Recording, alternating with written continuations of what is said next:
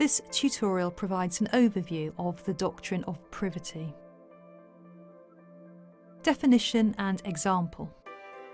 Privity of contract means that a contract between two or more parties cannot grant rights or impose obligations on a person who is not a party to the contract, with the consequence that a person who is not a party to a contract cannot, generally, claim a remedy based on the terms of that contract.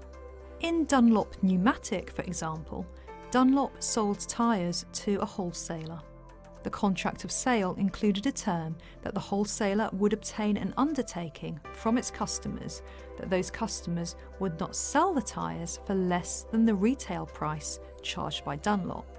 The wholesaler sold tyres to Selfridge & Co., which proceeded to sell those tyres to its customers at less than the retail price charged by Dunlop.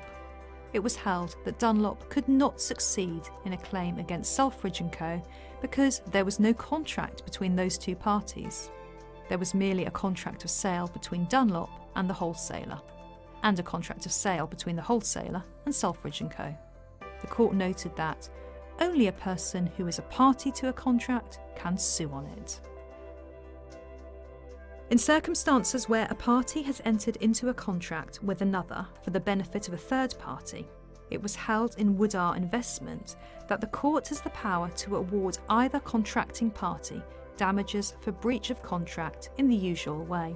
However, neither can claim in respect of any loss suffered by the third party.